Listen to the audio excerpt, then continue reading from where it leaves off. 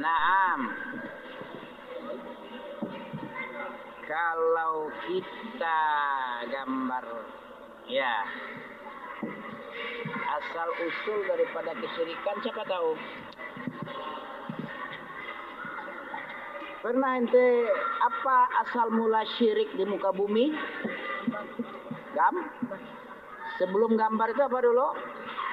Mengenang guru waktu mengajar di tempat ngajar, ditancapkan satu tongkat. Kemudian iblis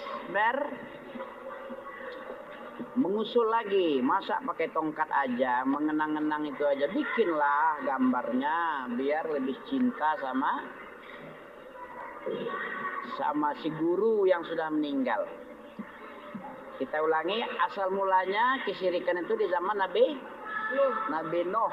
Wa qalu la tazarunna wadda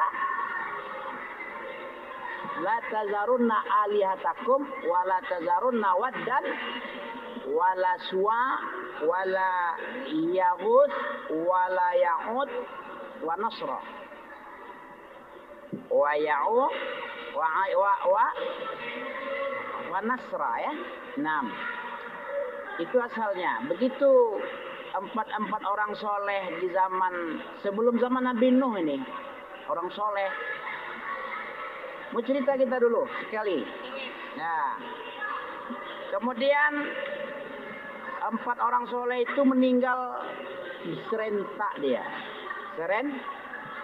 Ini tafsir dari Ibnu Abbas ini, ya, ketika dia menjelaskan tentang surat Nabi Nuh ini, surat Nuh ini yang berkata tadi, wa qalu la tazarunna alihatakum. Apa artinya la tazarunna? Jangan kamu tinggalkan sesembahan-sesembahanmu. Jangan pula kamu tinggalkan, diperjelas siapa yang Tuhannya, alihatakum wa la tazarunna wadda wa la suwa wa ya'uq wa yaghus, apa wa ya'uq dulu? Coba tengok. Wa nasra. Berapa orang solehnya tuh? Wala ya wa aliyatakum wala tadharunna waddan wala suwa wala yaghus wa ya'uq wa nasra. 5 lagi. Mati serentak. Toh? Mati serentak. Kemudian datanglah si iblis ketika 5 orang soleh ini dikuburkan. Apakah kalian sedih? Katanya, ya. Ya tentu sedih. Guru kami meninggal serentak 5 orang. Katanya. Betapa sedihnya kami. Tidakkah kamu mau melihat orang-orang yang dikubur ini setiap hari bisa kamu lihat? Ya kan? Bagaimana kami bisa melihatnya dia kubur? Bisa lah, bikin gambarnya. Biar aku bantu, kata si iblis itu. Biar aku bantu, aku bisa bantu. Dia menjelma kayak orang soleh juga dia. Untuk nipu dia. Kayak iblis menipu Nabi Adam di sorga. Menjelma bentuk orang dengan kata-kata mutiara. Ya Adam, sebenarnya nggak ada yang bikin saya sedih ini, nggak ada. Cuman saya dapat berita bahwa kamu tidak selamanya di surga. Buktinya kamu dilarang mendekati pohon pohon itu namanya khuldi. Khuldi itu artinya khuldun. Kalau kamu dekati, kamu akan kekal. Allah nggak mau kamu kekal di surga, tapi nggak kekal. Makanya dilarang kamu mendekati pohon ini. Pohon itu nggak ada dibikin oleh Allah, pohon khuldi. Iblis yang bikin khuldi untuk nipu. Khuldi apa artinya khuldun? Kekal. Supaya kamu kekal, makan. Kamu akan kekal. Ternyata terbalik. Begitu dilabrak, dimakan, diusirlah sama Allah. Nggak jadi kekal. Rupanya itu iblis, setan itu, dajjal itu menipu-nipu dia. Kalau dia bilang itu kekal, berarti nggak kekal. Kalau dia bilang nggak kekal, pasti kekal. Kalau dia bilang air, itu api pasti, itu dajjal. Kalau dia bilang api, itu pasti air. Kalau dia janjikan surga, itu pasti neraka akibat. Ada orang nipu-nipu kayak gini. Ada penjual ginjal yang di Kamboja sekarang. Pernah kamu dengar? Penjual ginjal. Nah, jadi gambar ini awalnya dari matinya orang-orang soleh sebelum Nabi Nuh. Bisa itu, biar kamu ingat tiap hari bikin gambarnya. Yang pertama di 2 dimensi dulu, gambar hitam putih aja, gambar di kertas kan 2 dimensi. Bikin biar aku bantu nanti. Oh, si Suwa, apa pertama tadi? Wala tazarun nawadda. Kalau si Wadda ini gambar mukanya. Kalau Suwa ini, kalau Ya'uq ini, kalau Nasra ini. Akhirnya dibikin, ditaruhlah di tempat ngajarnya. Awalnya pancang aja, janganlah pancang. Kan bisa dibikin gambarnya tuh. Masih ingatlah kita baru-baru meninggal pun. Habis itu, habis generasi itu timbul generasi cucu. Ya, cucunya bilang datang iblis. Karena ilmu banyak dilupakan juga. Masa gambar, patung lah bikin. Ketika itu belum disembah patung itu. Patung kayak patung polisi. Kan ada ya. Patung yang pakai jualan baju-baju di toko kan ada. Kayak patung kan. Ketika itu belum disembah dia. Ya, bisa lah bikin patungnya. Ya, patung Ahmad Yani, patung pahlawan revolusi PKI yang dibunuh PKI di Sumur Lubang Buaya toh. Habis generasi ketiga datang generasi keempat, iblis makin gencar. Dibikin lagi bohong-bohongan lagi. Wah, ini orang soleh ini ketika dia hidup, dia kan pandai nipu kan. Wah, orang yang 5 ini, Suwa, Ya'uq, Ya'uz, wa Nasra dan sebagainya. Yang satu lagi siapa? Ya'uz, Ya'uq, wa Nasra. Waddan, wala Suwa ya. Dulu ketika hidup, itu kakek moyangmu, kakek-kakekmu dulu menipu ya. Kalau musim hujan atau kemarau, musim kemarau, si yang 5 ini orang soleh ini bisa menurunkan hujan ini. Dengan keramatnya bisa turunkan hujan. Ditunjuknya aja langit turun hujan. Kalau ada yang kiri-kiri miskin-miskin, didoakannya, kaya jadinya. Kalau ternaknya gagal panen, bisa. Biar nggak mati ternak-ternak, dia bisa membuat sehat. Jadi kalau mau kaya ente, kaya harus meminta sama orang yang 5 ini. Berdoa sama dia, minta sama dia. Padahal berdoa dan meminta adalah ibadah. Sesuatu yang nggak bisa manusia lakukan, hanya Allah. Itu harus kepada Allah diminta. Kalau kepada manusia berarti syirik. Kenapa syirik? Bagus-bagus. Kayak orang izin. Settingan itu. Settingan gitu. Jangan.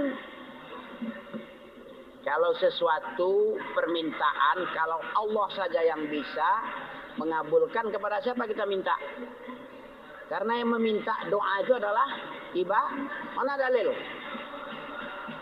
Meminta berdoa adalah ibadah. Dalilnya, doa huwal ibadah. Doa itu adalah ibadah. Siapa yang berdoa berarti dia sedang beribadah itu. Berdoa itu adalah iman. Mana dalilnya doa itu adalah ibadah? Siapa yang tidak mau berdoa dia ancam masuk neraka dalam keadaan hina. Surat Mukmin surat 40 ayat berapa? Ayat 60 baca. Itu yang kita bikin sekarang ya. Tahsinnya adalah surat Ghafir atau surat Mukmin ayat berapa?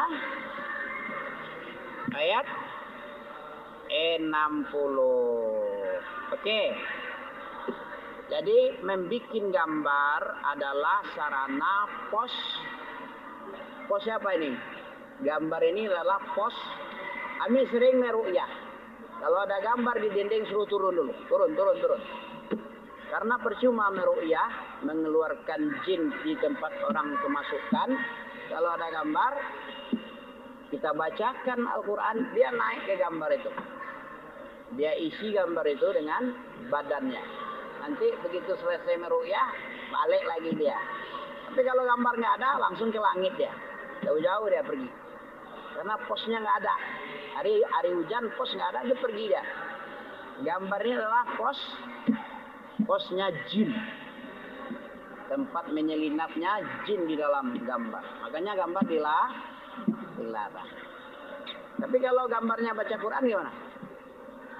Nggak mau izin masuk ya? Gambar-gambar yang dipajang itu nggak bisa. Nggak boleh. Barakallahu fikum. Bisa? Wa qala rabbukum ud'uni astajib lakum. Surah apa tuh? Coba kamu baca. Wa qala rabbukum ud'uni astajib lakum. Kamu nak bangga? Dah hafal ente? Wa qala rabbukum ud'uni astajib lakum. Innal ladzina yastakbiruna an ibadati sayadkhulunna jahannama dakhirin. Hafalin itu.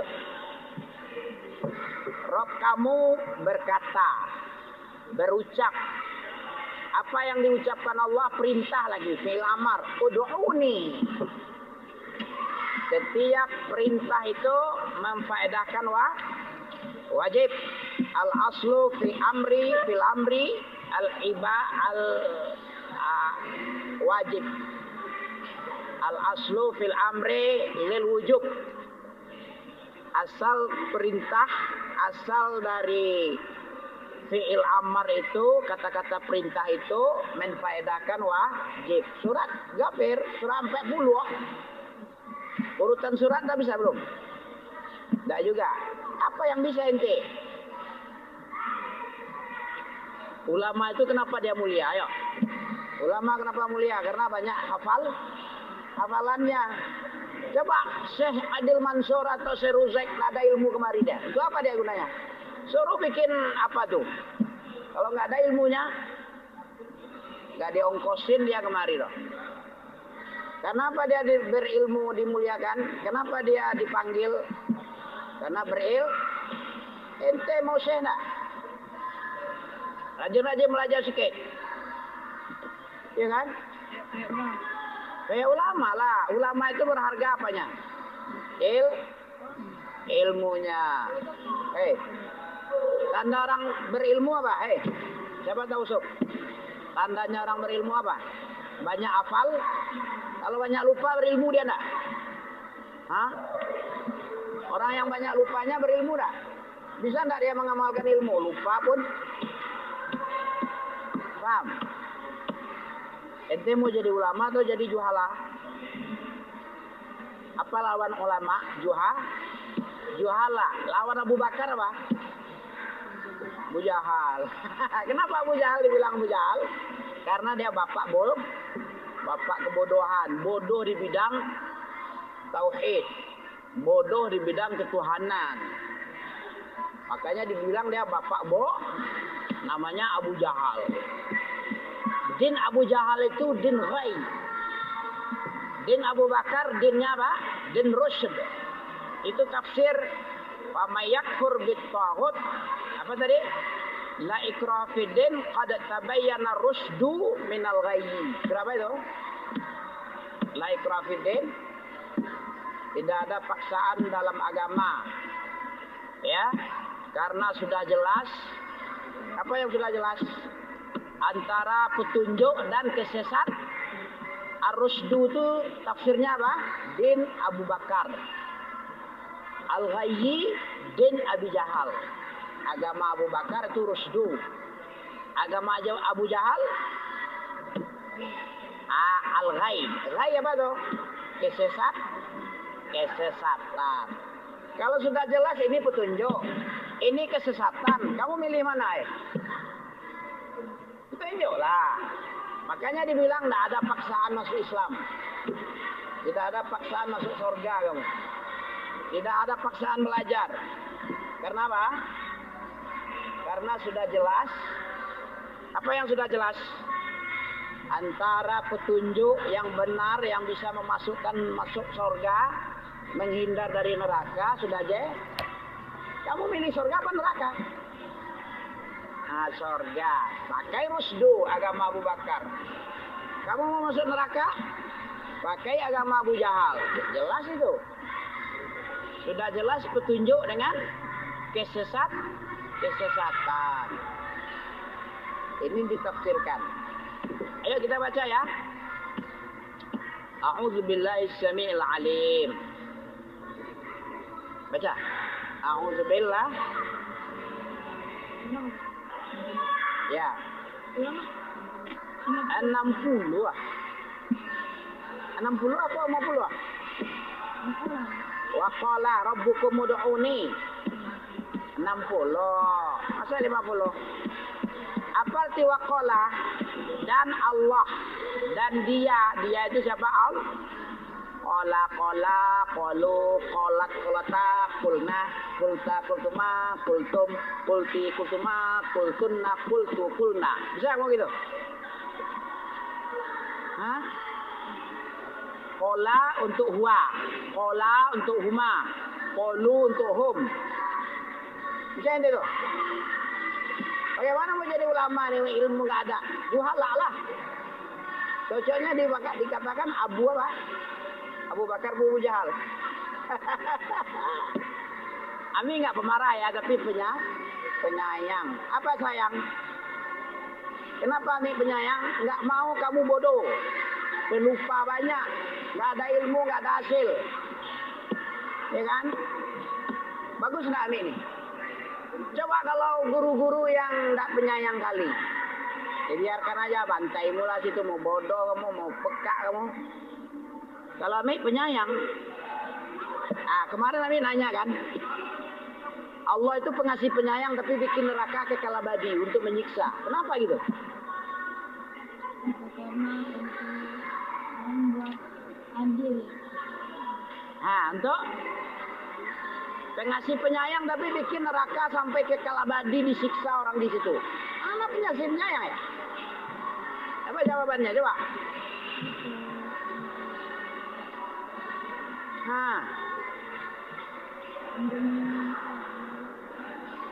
Itu kan ancaman dulu.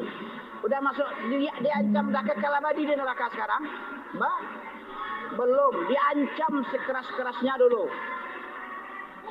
Udah dikasih peringatan, dikirim Quran, dikirim Nabi, dikasih ulama ngasih penjelasan-penjelasan, diperingatkan. Tapi tetap bandel juga dia kayak Fir'aun itu. Kan nggak langsung Fir'aun masuk neraka kan? Didakwahi dulu, dikasih mukjizat dulu, dikasih tanda-tanda dulu. Tapi tetap juga bandel dia. Sampai dibenamkan dia masuk laut. Sudah diancam dia masuk neraka kau nanti. Kalau kau tetap mengaku Tuhan, kau siksa orang untuk nyembahmu, tetap juga bandel dia. Pantas enggak dia diancam kekal abadi? Sudah diperingatkan dia sebelumnya dulu, diancam. Tapi bandel. Pas enggak tindakan Allah tadi? Membikin neraka kekal abadi untuk dia. Pas kan? Nah, awalnya diancam, dikasih peringatan. Tetap juga bandel. Karena Allah tidak ingin manusia ini bandel, makanya diancam. Kalau tetap juga membatu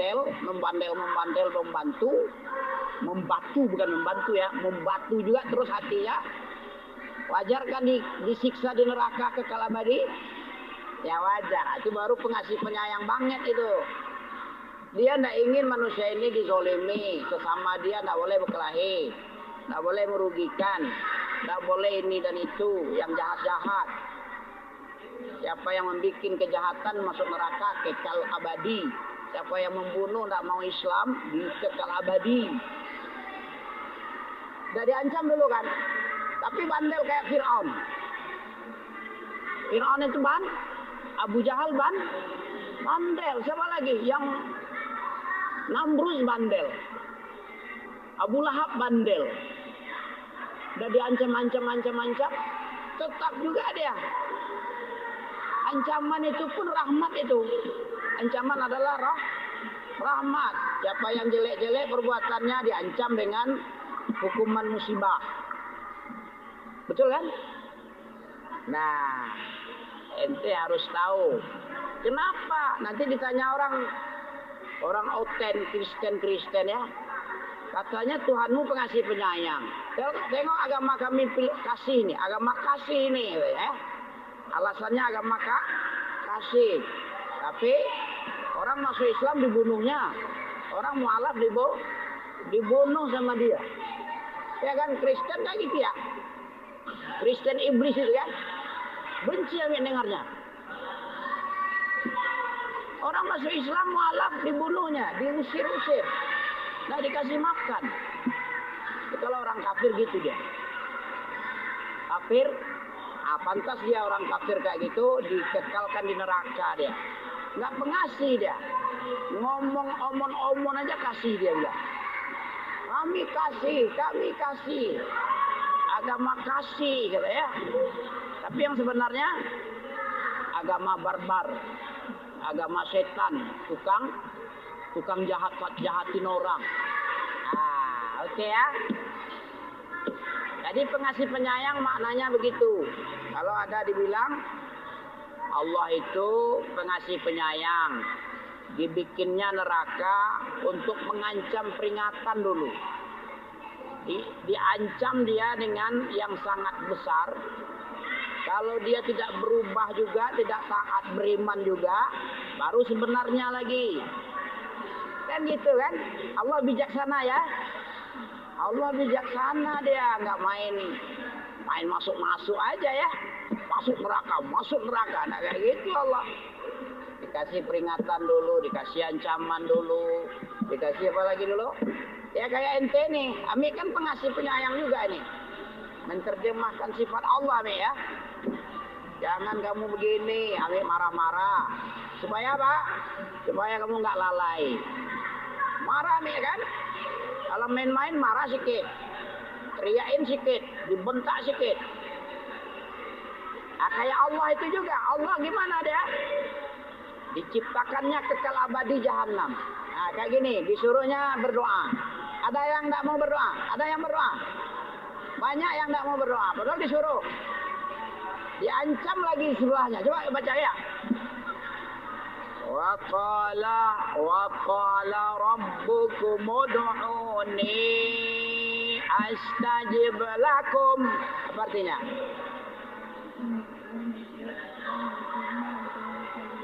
Ya, Tuhanmu berfirman. Sudah disuruh kan? Nah, kemudian dilanjutkan innalazi. Sesungguhnya orang-orang yang, innalazi artinya apa? Fish.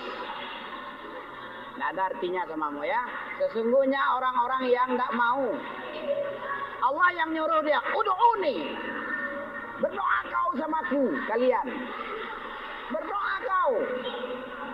Kemudian diancam oleh Allah sesudahnya kan. Orang-orang yang nggak mau berdoa dia, akan ku melemparkan jahanam dalam keadaan hina.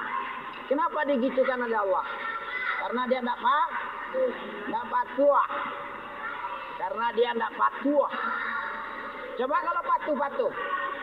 Disuruh ud'uni, berdoa kamu. Kemudian dia berdoa. Diancam juga dia. Masuk neraka juga. Enggak. Berarti Allah kalau perintahnya harus dikerjakan. Kalau kayak iblis disuruh sujud, nggak mau sujud. Diapakan sama Allah iblis? Diusir. Mana dalilnya? Wa idh qulna lil malaikatis judu li Adam fasajadu. Kalau malaikat fasajadu dia. Kalau iblis no. Gengsi lah. Gengsi. Dia aba wastakbar lagi. Apa arti aba? Aba itu apa? Abai. Abai itu bahasa Arab itu, abai, mengabaikan. Perintahnya nggak digubris, nggak diterge kata orang Minang, orang Medan. Nggak ditergenya, perintah Allah usjudu. Apa nak? Hebat dia. Urut-urut amin dia. Masya Allah. Nabi penyayang sama anak kecil. Kamu kira Nabi pemarah sama anak kecil? Penyayang dia. Kita terjemahkan juga sifat Nabi ya nak ya. Ini nih. Mantap. Enak. Nabi suka sama anaknya. Umat Nabi itu gimana dia? Penyayang sama anak kecil, hormat sama yang tua. Sekarang ini anak-anak pondok pun gak gitu. Jangankan anak umum, anak pondok aja sepele sama orang tua dia. Orang tua kandung, orang tua teman-teman bapaknya juga. Iya kan? Mana ada salaf begitu? Orang salaf dulu, siapa contohnya? Abdullah bin Umar. Mau kamu cerita Abdullah bin Umar? Jumpa sama Baduy, ya. Kata si Baduy, aku ini teman bapakmu.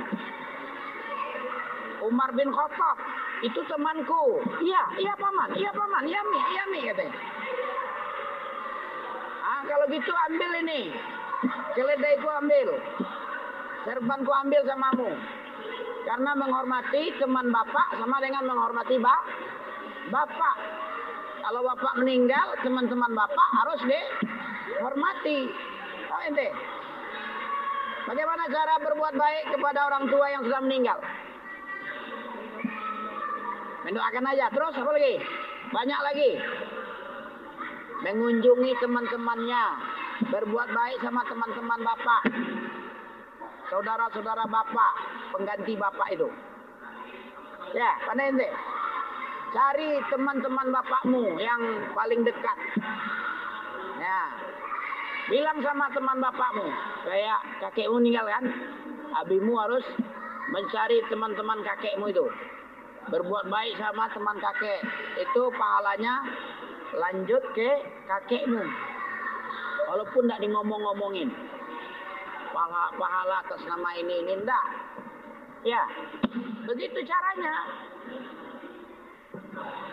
Ya, bagi bapak-bapak yang sudah meninggal, bapak wali santri kayak gitu caranya. Mendoakannya, berbuat baik sama teman-temannya, menyambung silaturahmi. Ya kan? Jangan diputuskan mentang-mentang bapak meninggal, saudara-saudara, teman-teman bapak dibiarin aja. Itu namanya bukan sunnah itu. Itu bid'ah ya. Bid'ah. Sekarang perintah Allah apa tadi disuruh berdoa. Diancam bagi orang yang enggan tidak mau berdoa. Innallazina yastakbaru itu artinya merasa angkuh. Merasa angkuh dia ada perintah tapi dia abai kayak iblis. Iblis diperintah abai. Bahkan sombong dia, wastakbar. Wa kana minal kafirin. Akhirnya diusir dari surga. Dia terusir, membuat Nabi Adam biar terusir juga. Itu orang kalau sudah terusir, membuat orang supaya diusir juga. Itu sifat jelek ya kan? Jelek itu beranak-anak dia, beradik-adik terus dia. Kalau ada yang jelek, ada jelek kedua. Ya, kayak ngantuk ini, ngantuk. Jelek enggak? Apa jelek keduanya apa? Bodoh. Jelek ketiga, mengajak orang supaya bodoh juga. Jelek keempat, bodoh berjamaah. Kalau bodoh berjamaah gimana? Melakukan kerusakan di muka bumi, dia bunuh-bunuhan, perang-perangan, apalagi. Karena kata siapa? Ali bin Abi Thalib, sesungguhnya perbuatan jelek punya saudara. Ya. Punya saudara akan tumbuh lahir saudara-saudara berikutnya. Begitu juga kebaikan. Kebaikan juga punya saudara. saudara. Akan datang lagi kebaikan berikutnya. Makanya jadilah anak baik ente. Kalau kayak gini ini nggak ada ilmu ini. Tanda orang alim tadi apa? Ulama itu tandanya apa? Tanda ulama itu banyak hafal. Kalau nggak ada hafalannya, juhala apa ulama itu? Juhala. Apa juhala? Orang-orang bodoh. Kamu tandain aja. Siapa yang banyak hafalannya pasti dia alim. Apa kegunaan orang alim? Jadi ulama itu apa keutamaannya? Keutamaannya adalah dia takut kepada Allah. Mana ayatnya? Ada lagi ayatnya surat Fatir. Innama yakhsha min ibadihi al-ulama. Kalau orang